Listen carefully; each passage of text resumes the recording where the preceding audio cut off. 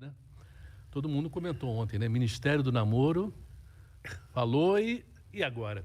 Deu para comemorar alguma coisa ontem? Não, eu pensei em criar o Ministério do Namoro, mas aí teria que ser eu o ministro. Então, O Alckmin faz isso, eu né? Ele resolvi- pega um cargo e pega outro também, né? eu resolvi não criar por conta disso. Mas ontem foi um dia importante, eu acho que para quem namora, para quem é casado, eu espero que todo mundo tenha curtido o dia de ontem da melhor forma possível. Mas o dado é isso, show. Veja, nós estamos dia 1º de junho, sabe, 6 meses depois que nós começamos a governar o país.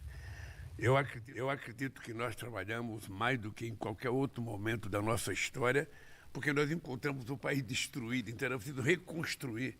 E quem sabe, quem já reformou uma casa, quem já reformou uma garagem, quem já reformou um muro, Dá mais sabe trabalho, né? que fazer a reforma e reconstruir é muito mais difícil do que fazer uma coisa nova. Como nós tínhamos uma quantidade enorme de políticas públicas que tinham dado certo, a gente então resolveu recriar essas políticas públicas para, a partir de agora, a partir do dia 2 de julho, lançar um grande programa de obras, um grande programa para o desenvolvimento nacional com obras de infraestrutura em todas as áreas. É isso que vai acontecer no país e por isso eu estou satisfeito, sabe, com o trabalho que nós estamos fazendo. Bom, 37 ministérios e muita coisa sendo feita. Agora eu queria tocar um pouquinho, talvez no que toque mais as pessoas, né? O bolso, né? Esse órgão sensível que todos nós temos, são várias pequenas coisas que ao longo desses meses a gente foi notando, né? O salário mínimo, eu até anotei aqui, porque é muita coisa, gente. Salário mínimo é aumento real, né? A correção da tabela do imposto de renda, que atende 13 milhões de pessoas. O preço dos combustíveis, de gás, de cozinha, em casa, isso faz muita diferença. O Minha Casa Minha Vida é uma coisa também para frente que também vai tocar no bolso. Antecipação do 13º para os aposentados, enfim, muita gente também. O Nova Bolsa Família, aquele que você falou, né, que era um programa anterior. Quer dizer, são várias coisas, mas que no final das contas você vai somando, né, e vai melhorando a situação para as pessoas, né? Olha, eu sempre disse, desde que eu ganhei em 2003, que governar é como você plantar uma árvore. Ou seja, você plantou uma árvore frutífera, você tem que aguar, tem que ter sol e você tem que esperar os frutos aparecerem. Primeiro aparece uma flor, depois aparece um botão, depois esse fruto vai crescendo, vai ficando bom, vai ficando maduro, a gente come. Ou seja, nós estamos nessa fase de que amadureceu já. Nós já sabemos, sabe, o que fazer daqui para frente. Nós sabemos que nós temos que fazer muito mais do que nós fizemos em qualquer outro mandato que nós tivemos, porque nós precisamos reconstruir o Brasil. Eu chego em estado por aí, cada estado que eu chego, eu pergunto se alguém lembra alguma obra de infraestrutura feita pelo governo passado. Ninguém lembra. Ninguém lembra. Ninguém. Em nenhum estado que eu vou, ninguém lembra de obra. Então, nós temos que reconstruir. Só para você ter ideia, o show. Nós encontramos 14 mil obras paradas. 14 mil. Só na área da educação são 4 mil obras paradas. No Minha Casa Minha Vida são milhares de casas que ficaram paradas desde o tempo do governo Dilma. Então, tudo isso é um processo de estudar para saber se a estrutura está boa, para a gente reconstruir essas casas, para a gente refazer a escola de tempo integral, para a gente refazer as creches. É quase 3 mil creches que estavam paralisadas. Então, esse trabalho é extraordinário porque o Ministério é muito bom, as pessoas são muito capazes, as pessoas estão com muita vontade, mas muita vontade mesmo. E eu só acho que o povo brasileiro tem que ter um pouquinho de paciência, porque não vai ter fake news no nosso governo. Quando a gente resolveu aumentar o salário mínimo, a gente disse, ele vai aumentar um pouquinho agora, mas daqui para frente, todo ano o salário mínimo vai ter aumento real. Quando a gente resolveu aumentar a tabela do imposto de renda para R$ 2.640, é porque a gente quer chegar a 5 mil no final do meu mandato, sem pagar imposto de renda. E assim nós vamos criando as políticas e vamos implementando elas. Eu, sinceramente, estou extremamente satisfeito. Eu tenho combinado viagens aqui dentro com viagens para o exterior, porque é preciso recuperar a capacidade do mercado interno brasileiro e o Brasil estava lijado de política internacional. Então, Ochoa, eu espero que acompanhe isso, nós vamos trabalhar muito. Vamos trabalhar muito porque o povo brasileiro está com muita expectativa. Ele quer emprego, ele quer salário, ele quer educação de qualidade, ele quer ter área de lazer, quer ter acesso à cultura, e tudo isso está dentro do nosso planejamento para recuperar o país até 2006, entregar esse país melhor do que eu já entreguei em 2010. De certa maneira, tudo isso que você está falando, né, está um pouco encapsulado ali, englobado nessa viagem para Pernambuco, né? Essa viagem para Pernambuco você fez uma visita a uma fábrica incrível, né? Uma fábrica num lugar que era a Zona da Mata, que era um trabalho brutal, que é cortar cana, né? Aquele era um lugar de corte de cana. Aquele corte de cana, eu acho que talvez um dos trabalhos mais difíceis que tem para o ser humano, né? E era 6 meses de trabalho, 6 meses sem trabalho, né? Por causa da safra. E depois teve a farmácia popular, e depois teve a questão do Instituto Federal, quer dizer, educação, saúde, que são os pilares, as coisas mais básicas, né? E emprego, né? Essa questão, eu acho que foi muito emocionante ver numa fábrica a quantidade de pessoas ali, carteira assinada, uniforme, trabalho de qualidade. Eu acho que essa coisa da volta das indústrias também é uma preocupação muito grande sua, né? Olha, eu não sei se você percebeu que nós fizemos uma redução no preço dos carros populares. Sim. Porque, veja, você tem indústria automobilística produzindo carro, o povo não tem dinheiro, não pode comprar, o povo está endividado. E uma coisa importante, Show, é que nós estamos preocupados em encontrar uma saída para 72 milhões de brasileiros e brasileiras que devem. Devem qualquer coisa e estão com o nome sujo no Serasa. Ou devem porque usaram o cartão de crédito para comprar comida, ou devem porque usaram o cartão de crédito para enfrentar a pandemia. E nós queremos ajudar essa gente. Por isso é que nós estamos criando um programa chamado Desenrola, que nós queremos desenrolar, porque ele não for desenrolado, que vai ficar enrolado somos nós, porque nós prometemos durante a campanha e nós vamos garantir isso para o povo, encontrar um jeito de livrar o nome da pessoa para ela poder voltar à normalidade do consumo. Tá? Então, veja, nós reduzimos um pouco o preço do carro. Você viu, eu estava vendo a notícia hoje que sabe, já né? Vai durar um mês, vai acabar o programa. Nós queremos fazer programa Mais Alimento para produzir trator e implementos agrícolas para pequeno e médio produtor rural brasileiro. E assim as coisas vão acontecendo, vai gerar o emprego vai gerar o salário vai gerar um consumidor, o consumidor vai poder, sabe, ganhar mais um salário, que vai gerar mais um emprego, mais um consumidor. E assim a roda gigante da economia vai funcionar, esse país vai voltar a crescer e a gente vai voltar a ter o direito de ser feliz outra vez. Ô, presidente, pensa bem, esses primeiros meses foi muito rápido, né? Essa inflação desse mês, né, que foi a mais baixa aí dos últimos tempos, o crescimento desse primeiro trimestre foi altíssimo, quer dizer, o dólar baixando, a bolsa subindo, quer dizer, você esperava que fosse dando certo tão rápido? Não se trata de esperar. Você está lembrado que durante a campanha eu dizia 3 palavras mágicas: credibilidade, estabilidade e previsibilidade. A credibilidade o governo tem que ter junto à sociedade, ou seja, quando o governo falar uma coisa, o empresariado tem que acreditar, o povo tem que acreditar e ela tem que acontecer. A estabilidade é estabilidade política, estabilidade social, porque sem essa estabilidade a gente não consegue governar. Se você não tiver segurança jurídica e não tiver segurança social de que as pessoas estão tranquilas acreditando, as coisas não dão certo. E a outra é previsibilidade, ou seja, é muito importante que a gente tenha consciência que o trabalhador, desde o trabalhador mais humilde, ele tem que ter uma previsibilidade do que vai acontecer com ele durante o ano inteiro. Se ele vai ficar empregado, se ele vai ficar desempregado, se vai melhorar suas condições de trabalho. E o empresário tem que ter também essa previsibilidade para saber o seguinte: vai mudar a regra do jogo? Ou a regra do jogo vai continuar do jeito que está? Eu vou continuar investindo, e vou investir, e vou ter lucro, e vou investir mais, e vou ter mais lucro. Se a gente garantir isso, está resolvido o problema. É por isso que eu encontrei com a diretora do FMI em Hiroshima. Sim. E eu disse para ela: olha, eu vou te avisar uma coisa. A previsão do FMI sobre o crescimento do Brasil está equivocada. Quando chegar no final do ano que vem, eu vou encontrar com a senhora no G20 e eu vou lhe provar que a economia brasileira cresceu muito mais do que aquilo que o FMI está dizendo agora. Ela deu uma risada e falou: tomara que você esteja certo. E é verdade. Porque, veja, quando o dinheiro começa a circular, sabe? Quando o dinheiro começa a circular, as pessoas começam a comprar e as coisas começam a acontecer. E nós ainda temos que fazer muitas coisas. Quando você falou de casa, nós precisamos fazer não apenas o Minha Casa Minha Vida para as pessoas mais pobres, Precisamos fazer Minha Casa Minha Vida para a classe média. Sim. O cara que ganha 10 mil reais, 12 mil reais, 8 mil reais, esse cara também quer ter uma casa. E esse cara quer ter uma casa melhor. Então nós vamos ter que ter capacidade de fazer uma quantidade enorme de casa para essa gente. Então nós vamos ter que pensar em todos os segmentos da sociedade para a gente poder fazer com que as pessoas se sintam contempladas pelo governo.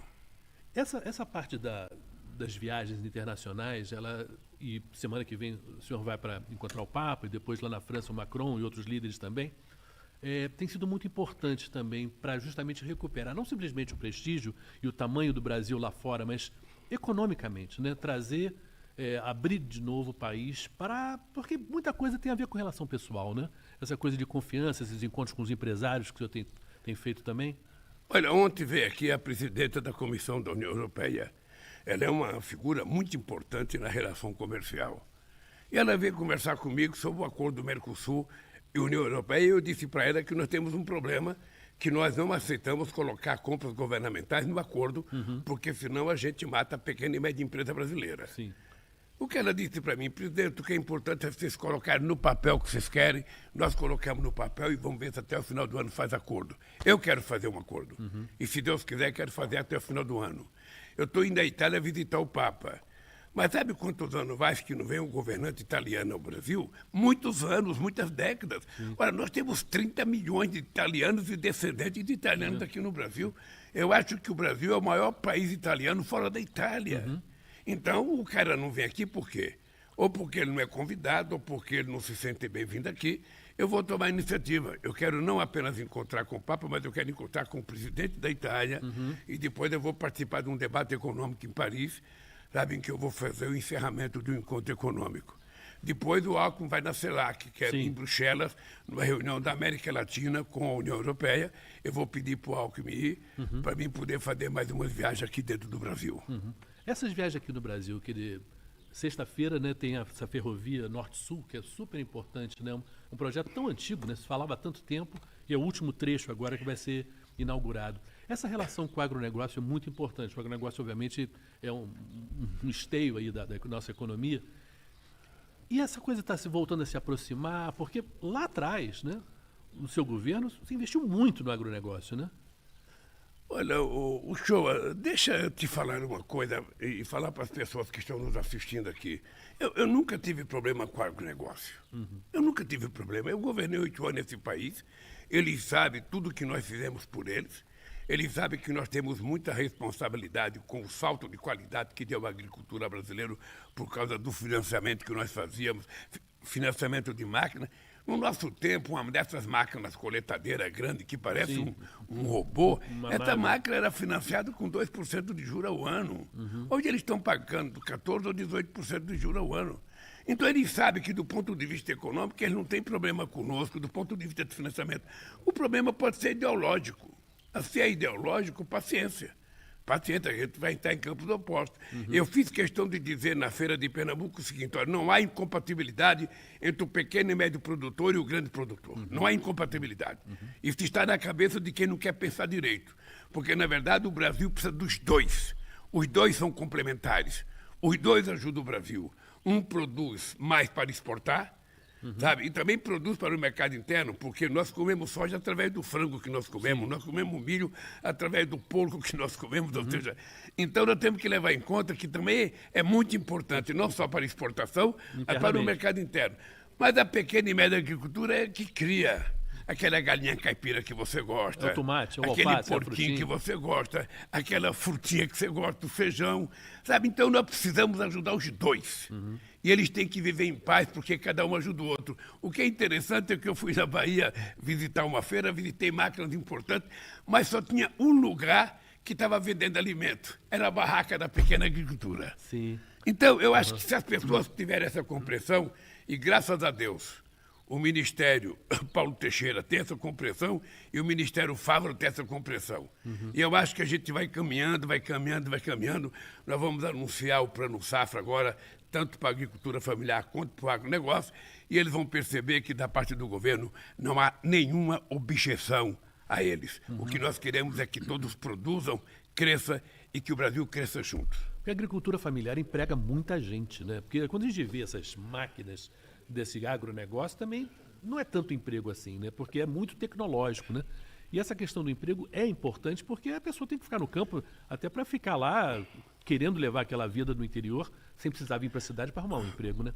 O senhor, nós temos aproximadamente 4.600.000 propriedades com menos de 100 hectares. Essas propriedades geram bastante oportunidade de trabalho, porque ninguém consegue produzir 50 hectares sozinho, 30 hectares sozinho, 100 hectares sozinho. Então é preciso que as pessoas tenham gente que trabalhe. Isso é importante, porque é o trabalho que dá dignidade à pessoa. O cidadão trabalha, no final do mês leva para casa o seu salário para sustentar a sua família. É isso que nós queremos, é isso que ele quer. Então nós vamos fortalecer a pequena e média propriedade, nós vamos fortalecer o agronegócio, nós vamos continuar fazendo reforma agrária, porque aonde precisar assentar gente, nós vamos assentar. E é uma coisa importante, nós estamos no governo, eu disse para o Paulo Teixeira esse dia, Paulo, não precisa mais invadir terra. Olha, se quem faz o levantamento da terra improdutível é o INCRA, o INCRA que comunica o governo quais são as propriedades improdutivas que existem em cada estado brasileiro, e a partir daí nós vamos discutir a ocupação dessa terra. Sim. É simples. Sim. Não precisa ter barulho, não precisa ter guerra. O que precisa ter é competência e capacidade de articulação. Então eu falei para o Paulo Sérgio, para o Paulo Teixeira, Paulo, eu quero que o INCRA me dê a totalidade de terras ociosas que ele acha que tem no Brasil. É em torno disso que a gente vai discutir com a CONTAG, com o Sem Terra, com a FETRAF, para que a gente possa fazer os assentamentos necessários com muita tranquilidade. Eu lembro que na campanha de 2013 nós fizemos uma pesquisa se o povo queria a reforma agrária ampla, radical, sob o controle dos trabalhadores. Sim. Eu dizia isso no comício, eu falava bravo. Uma vez uma mulher falou assim para mim, Lula, por que você não fala mais calmo? Você gritando assim, você me assusta. E aí, o Duda Mendonça fez uma pesquisa. Você sabe o que deu na pesquisa? O povo queria a reforma agrária tranquila e pacífica. Sei. Então é essa reforma agrária que nós vamos fazer no país. Sim. Usando o INCRA e usando os canais competentes, digamos E assim. Ninguém colocando os precisa forçar a trabalhadores barra. que querem trabalhar para trabalhar. Não tem problema, não tem por que haver luta, não tem por que haver guerra. O que tem que haver é compreensão de que o Brasil precisa ter segurança alimentar e, por isso, o Brasil precisa produzir muito para que a gente tenha, inclusive, um estoque regulador. A gente agora repartiu a CONAB com a agricultura familiar e com a agricultura empresarial. Por quê? Porque é preciso que a gente tenha um estoque regulador. Um país precisa de um estoque regulador. Se tiver uma crise de alimento no mundo, nós temos que ter garantia de que não vai faltar nem arroz nem feijão para o nosso povo. Daí porque a gente tem que incentivar o plantio e ainda para o pequeno nós precisamos criar uma coisa chamada preço mínimo, para que a gente garanta que o cidadão, ao plantar, e quando ele colher, se tiver baixo o preço, ele não perca. Tem a garantia, que ele né? receba pelo menos o que ele investiu. E aí o Brasil vai voltar a ficar tranquilo outra vez. Nessas viagens do interior, eu queria uma coisa mais pessoal do senhor, presidente. Lá atrás, 20 anos atrás, né, exatamente, quando começou 2003, e você começava a viajar pelo Brasil, aí já como presidente, não como candidato, e essas viagens de agora, o que às vezes você se vê comparando o lá atrás e o agora? Eu viajo o Brasil, na verdade, desde 1975. Depois eu comecei a viajar por conta das greves e depois por conta da criação do PT. O que mais me emociona hoje é que eu encontro mulheres com criança no colo que me procuram com uma foto mostrando uma criança no meu colo. A criança no meu colo é ela, que agora é mãe. E ela pede para me tirar fotografia com o filho ou a filha dela para ela guardar de lembrança. Sim. Então, existe uma história criada nesse país ao longo de tantos e tantos anos, porque não tem ninguém nesse país que viaja o Brasil tanto que eu viajo ou que já viajou o Brasil tanto que eu viajo. Então, isso criou uma história, criou uma coisa que eu fico muito orgulhoso, porque às vezes eu choro, às vezes eu encontro pessoas. Você viu que naquele dia eu falei da caneta quando eu tomei posse? Sim. Foi da caneta que eu ganhei em 89. Pois bem, apareceu o cara da caneta. É mesmo? O cara da caneta ligou para cá para falar, fui eu que dei a caneta e tal. Aí eu fiquei muito emocionado, porque Essas coisas acontecem muito comigo. E eu encontro muita gente agora que ajudou a fundar o PT, que ajudou a fundar a CUT, que fez greve em São Bernardo, que trabalhou na Volkswagen, na Mercedes, que trabalhava em São Paulo. E toda essa gente que eu encontro pela rua me dá um frisson de emoção, porque Sim. eu acho que eu estou ficando um pouco mais experiente, não mais velho, mas mais experiente, e a gente vai ficando com o emocional mais Sim, forte. sim. Mais forte. Eu me emociono com muito mais facilidade. Mas o que é importante é o seguinte, é que está nascendo uma juventude que quer um Brasil melhor do que aquele que eu queria quando eu tinha 18 anos de idade. O mundo evoluiu, as pessoas mudaram, e nós não podemos permitir que as coisas ruins tomem conta da humanidade. Nós precisamos acabar com a fake news. Por isso, eu queria aproveitar o show e fazer um apelo. Eu já fiz em Recife aos estudantes no Instituto Federal de Paulista. É importante que todas as pessoas que têm idade para se inscrever para o Enem se inscrevam até o dia 16. Porque o Enem estava muito desativado, o Enem estava um pouco desmoralizado. Sim. E nós precisamos recuperar a força do Enem, porque o Enem foi a coisa mais extraordinária. Nós chegamos a ter 16 milhões de pessoas inscritas. Então é importante que todo mundo que queira fazer universidade se inscreva no Enem até o dia 16 de junho, para que você possa ter a oportunidade de entrar numa universidade, fazer um curso e virar doutor ou doutora. Esse sonho de ser doutor, né, é uma coisa... Ser doutor, né? É uma coisa que é muito nossa, né? E é o casa própria, dar casa para a mãe, essa coisa do estudo, né? Eu me lembro que você falou uma coisa da tua experiência própria, né? De família mesmo, querer essa coisa de o que mudou para a tua vida o fato de você ter tido uma oportunidade que a tua família, teus irmãos, eles não tiveram, né? O show, eu sempre conto a minha história porque ela é o exemplo mais fácil das pessoas entender. Eu, por conta de uma profissão, eu ganhei mais que o salário mínimo. Eu fui o primeiro a ter um carro, uma geladeira, uma televisão, sabe? E depois eu virei dirigente sindical e presidente da República. Quando você não tem profissão, você não tem emprego. Ninguém te quer. Você chega na porta de uma fábrica, você fala que você está para fazer nada, É o que então aparece, você não né? serve. Então, é importante estudar. Eu sei que é cansativo, quando tem 16, 17, 18, 19, 20 anos. Você pensa que o mundo nunca vai acabar, você pensa que a vida nunca vai terminar. Só quer e namorar, você né? só quer namorar, só quer zoar, só quer para balada. Não, dedica um tempo para estudar, porque esses 4 ou 5 anos que você estudar vai te dar garantia para o resto da vida, cara. Faça isso. Faça isso. Quem está te pedindo é alguém que já teve 16 anos, que já teve 18, que já teve 20, que já teve 25 anos, que já gostou de balada, que saía quinta-feira de casa e voltava só no domingo à noite e minha mãe me esperando. Então, não jogue fora esse tempo precioso da sua juventude. Namore o quanto você quiser, vá para a balada que você quiser, mas dedique um tempo para você estudar, porque é isso que vai garantir o teu futuro e da tua família. Quando você vê esses jovens, né, no Instituto lá Federal de Paulista, era uma garotada que estava ali à frente, né, à tua frente, e possivelmente eram os filhos daqueles que você viu 20 anos atrás, né? Você vê já uma cara de esperança? Eu vejo e eu tento sempre que possível falar muito de esperança, porque nessa idade a gente não tem problema. Nessa idade não tem coisa ruim. Eu, quando tinha 20 anos de idade, dava enchente no lugar que eu morava, entrava 1,5 metro de água dentro de casa. Poxa. Você acha que eu ficava chorando? Não. Eu e meus irmãos tirava a minha mãe de dentro, levantava o que tinha que levantar, eu pegava uma câmara de pneu de caminhão, amarrava uma corda, um companheiro meu, sabe, ia comigo, ele segurando a corda, e eu, de casa em casa, vendo se tinha gente para tirar, se alguém precisava de ajuda.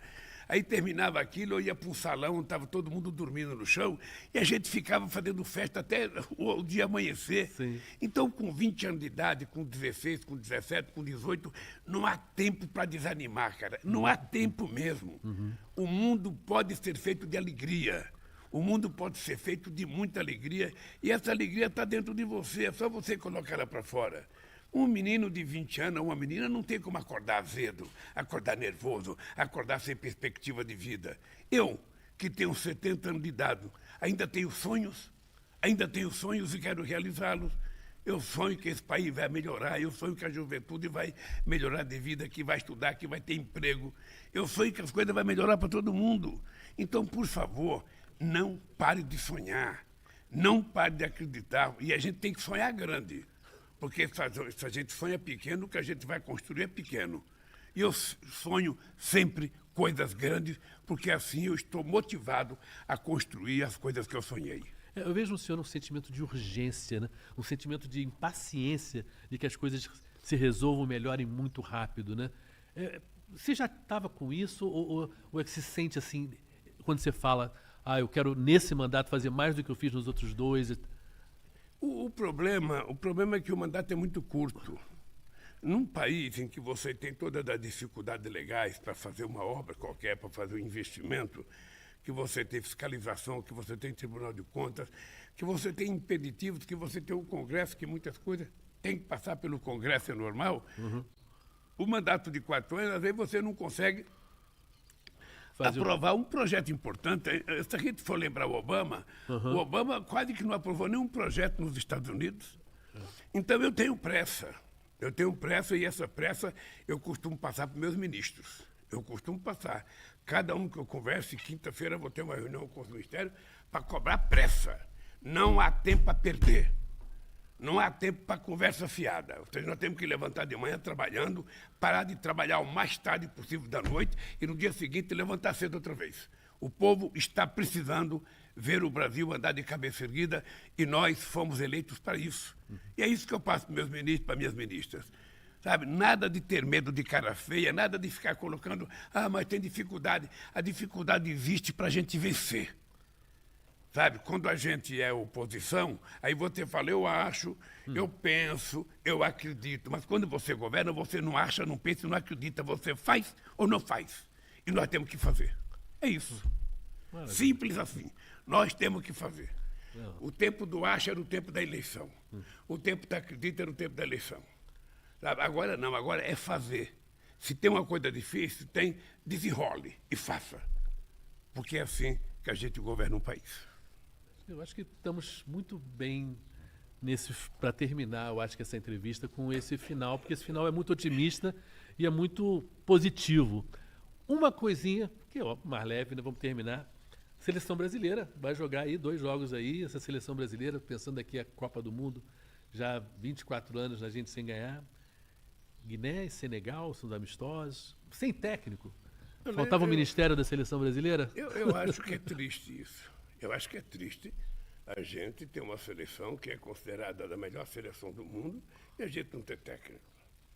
Tá? O que é mais grave é que eu acho que a gente hoje não consegue formar uma grande seleção porque a gente não tem os jogadores da qualidade que a gente teve em 70. Todos homens formados, sabe, todo mundo calejado. A gente não tinha só meninas, a gente tinha homens jogando na seleção, a começar do Pelé, com 30 anos de idade.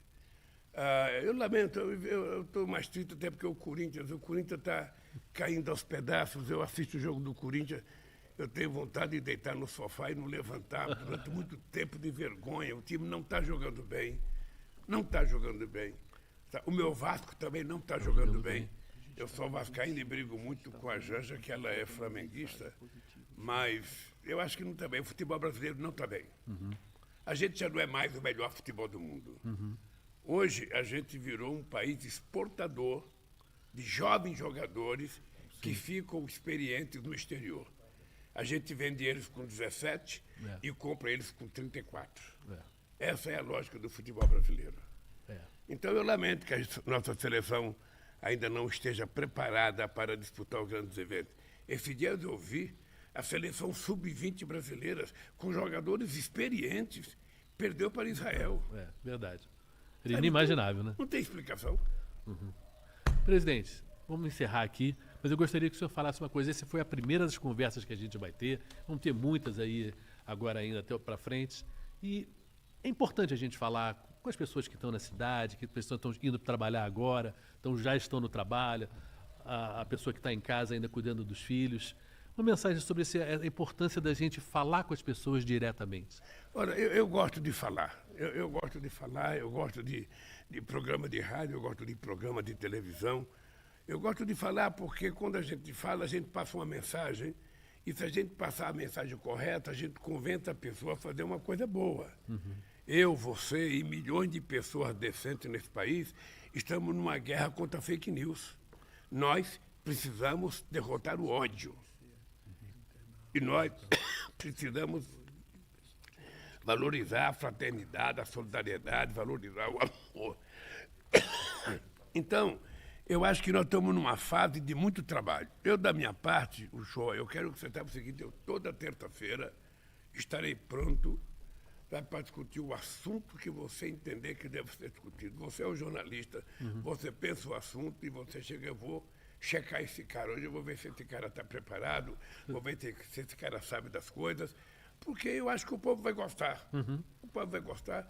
A gente pode começar com 10 pessoas vendo a gente, daqui a pouco vai ter 20, daqui a pouco vai ter 30, daqui a pouco vai ter 50, e daqui a pouco a gente está falando para o Brasil inteiro. Tá? É isso, eu estou muito feliz de você estar aqui, muito feliz de trabalhar com uma figura extraordinária como você, não apenas como profissional, mas como homem, sabe, como ser humano. E eu acho que a nossa SECOM, ela acertou muito quando te contratou. Parabéns. Valeu, obrigado, presidente. Eu queria agradecer a todo mundo que está ouvindo a gente. Gente, e como as coisas mudaram, né? Antes tinha que ouvir ao vivo, mas depois você vai encontrar isso também no YouTube, vai poder ouvir mais tarde. As pessoas estão em casa, estão no carro, estão trabalhando, estão ouvindo a gente agora e vão poder ouvir depois também. Foi um prazer realmente estar aqui com o presidente, vai ser um prazer enorme realmente repetir esses encontros toda terça-feira. Um grande abraço para todo mundo, né? E um bom dia para todo mundo. Um abraço, gente, e até a próxima terça-feira, se Deus quiser. Abraço, show. Abração.